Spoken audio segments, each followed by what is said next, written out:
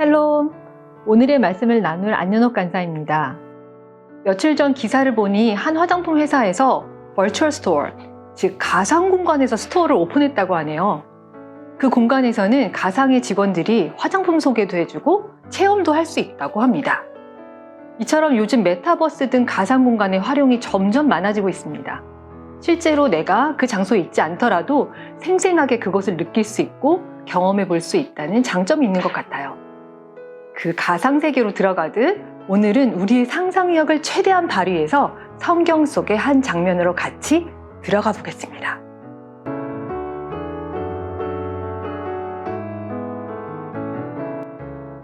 장소는 가버나움, 예수님이 머물고 계신 집입니다.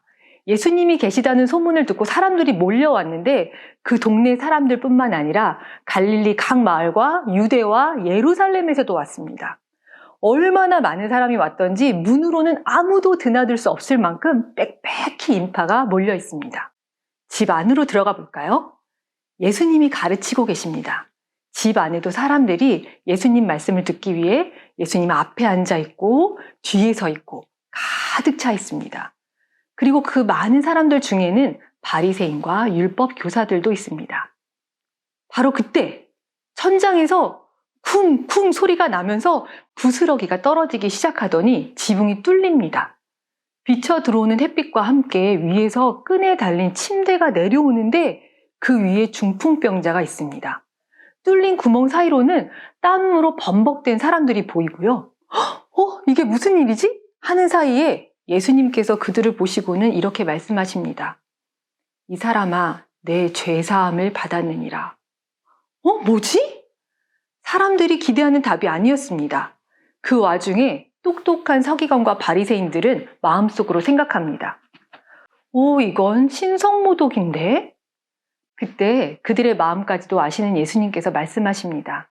인자가 땅에서 죄를 사하는 권세가 있는 줄을 너희로 알게 하리라. 그 중풍병자는 예수님의 명령을 듣고 일어나 침상을 들고 하나님께 영광을 돌리며 집으로 돌아갑니다.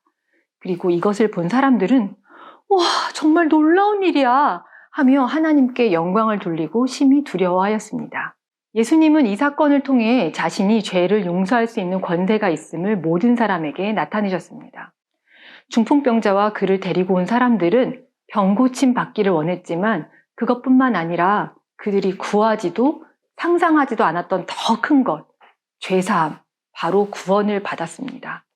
그들은 눈앞에 보이는 문제를 해결받기 원했지만 예수님은 그보다 더 크고 궁극적인 문제를 해결해 주셨습니다. 예수님이 오시기 오래전 이스라엘 백성들은 애굽에서 노예로 살았습니다.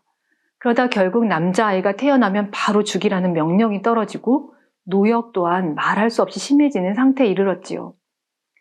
이스라엘 백성은 더 이상 이렇게 살 수는 없다는 절박함 때문에 부르짖었습니다.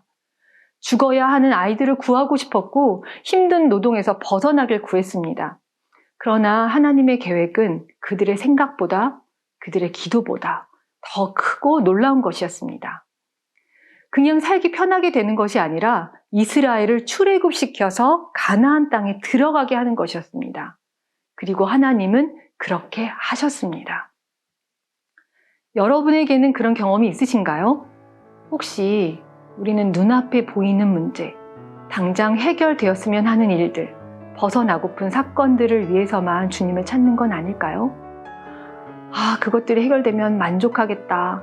그것들이 없어지면 행복하겠다. 생각하고 있지 않은가요?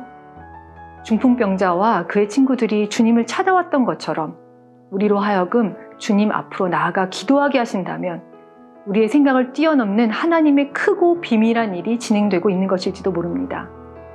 하나님께서 우리를 기도의 자리로 계속 나오게 하신다면 그 기도를 통해 하나님께서 이루실 일이 있는 것입니다. 눈앞에 벌어진 일들에만 집중하지 말고 우리의 생각과 지혜를 뛰어넘으시는 주님, 능히 죄를 사하시는 하나님의 권능에 의지하여 기도하는 여러분의 하루가 되시길 소망합니다. 샬롬.